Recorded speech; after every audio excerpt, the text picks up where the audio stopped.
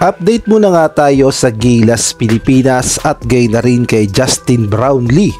Eto ngang si Noypi ay gustong bawian si RHJ sa next conference sa Commissioner's Cup, samantalang ang Gilas Pilipinas naman ay unang makakaharap sa FIBA Asia Cup qualifiers ang kupunan ng New Zealand. Ngunit bago yan, pakipindot naman ang like, subscribe at ang notification bell para updated ka sa lahat ng aking ina-upload. At kung gusto mong magpa-member sa aking channel ay pindutin mo lamang ang join at automatic ka na sa mga shoutout.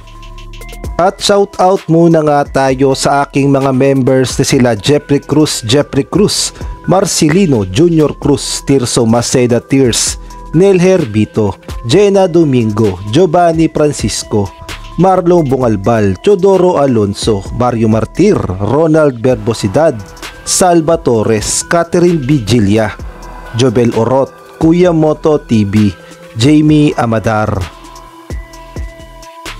Ginawa na nga ng lahat ng Barangay Ginebra ang kanilang makakaya sa Game 6 ng PBA Finals Governors Cup upang sana maisagad pa sa Game 7 ng laban kontra nga sa Talk and Text. Ngunit sadyang hindi talaga umubra ang magandang game plan ni Coach Tim Cone at sa huli nawagi pa rin ang magandang depensa ni Coach Chot Reyes. Kaya naman tinanghal na kampyon ng PBA Governors Cup ang Talk and Text at ito nga ay sa ikalawang pagkakataon dahil kung ating babalikan noong 2023 sila din ang nagkampyon, tapos ngayong 2024 ay sila na naman. Kaya naman ang Barangay Ginebra ay nadalawahan na at hindi pa nga nakakabawi dito sa Talk and Text. Ngunit sa kabila nga ng masayang alaala ng Talk and Text ay malungkot naman ang Barangay Ginebra, lalong lalo na ang kanilang import na si Justin Brownlee na talaga namang nag-effort naman talagang dalin sa finals ang Barangay Ginebra. Ngunit kinapos talaga. Marami nga ang nagsasabi na pagpahingahin muna daw at wag muna daw gamitin sa next conference sa Commissioner's Cup. Ngunit ito ngang si Justin Brownlee ay lahing palaban at hindi napapagod. Ang sabi nga sa mga report ay babawi siya kay Rondy Hollis Jefferson sa next conference sa Commissioner's Cup. At kung kayo naman ang tatanungin, dapat pa bang si Justin Brownlee ang gamitin sa Commissioner's Cup o baka naman kailangan muna siyang pagpahingahin? Maaari kayong magbigay ng komento sa comment section. Samantalang isang linggo mahigit na lang ay sasabak na naman ang ating kupunan na Gilas Pilipinas para nga ito sa FIBA Asia Cup qualifiers kung saan makakaharap natin ang mga bansang New Zealand at gayon na rin ang Hong Kong. Sa November 21 nga 7:30 PM kontra New Zealand at sa November 24 naman 7:30 PM kontra Hong Kong.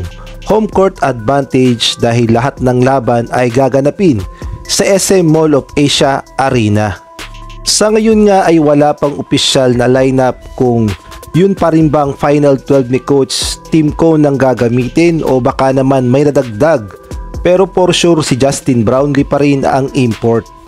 At sa ngayon nga ay ongoing pa rin ang mga liga sa ibang bansa, kabilang na ang KBL at ang Japan B-League, samantalang ang PBA naman ay nag-break muna. Kaya naman yung mga players ay hihintayin na lamang na mabuo upang makapagsimula na ng practice. Ngunit ayon nga sa mga report pa noon, ang Gilas Pilipinas ay magkakaroon na lamang daw ng 4 hanggang 5 araw na practice lamang upang paghandaan nila ang Tall Blacks. Alam naman natin na ang Tall Blacks ay hindi pa nga tinatalo ng Gilas Pilipinas. For the record, 0-4 sa mga FIBA competition ang Gilas Pilipinas. Kaya naman simula noon ay hindi pa talaga natin natatalo dahil masasabi nating mas malakas at mas mabibilis talaga ang mga Tall Blacks. Kaya naman dito sa panibagong tapatan ng Gilas Pilipinas at Tall Blacks sa November qualifiers, dito na nga masusubukan ang bagong lineup ni Coach Tim Cone, kung sa bagay ay meron na rin namang napatunayan dahil pinataob nga ng Gilas Pilipinas ang number 6 sa FIBA World Ranking na Latvia. Kaya naman masasabi natin na papalag na rin ang ating Gilas Pilipinas kontra nga dito sa Tall Blacks. At ang Tall Blacks nga ay naglabas na rin ng kanilang official roster na pangtapat sa Gilas Pilipinas. Kaya naman ating kilalanin kung sino-sino nga ba ang gagamitin ng New Zealand Tall Blacks na ipangtatapat nila sa Gilas Pilipinas.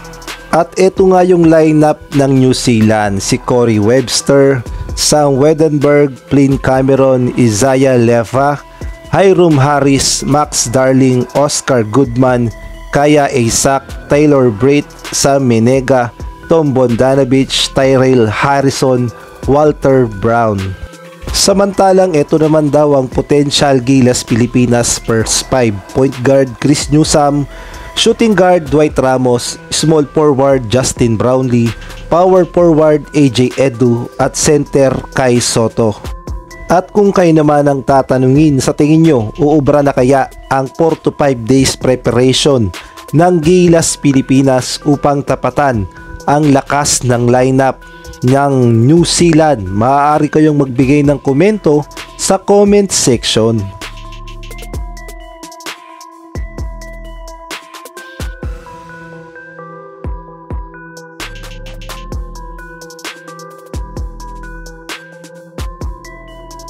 Naghahanap ka ba ng perfect place upang ikaw ay makapag-relax o kaya naman makapag-celebrate ng mga event o makapag-unwind? Well, dito ka na sa Aces Private Resort in Pampanga.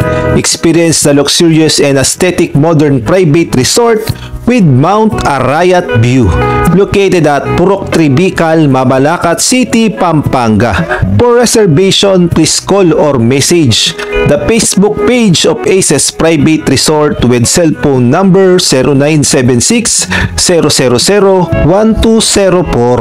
Book now to get a 30% discount, limited slot only.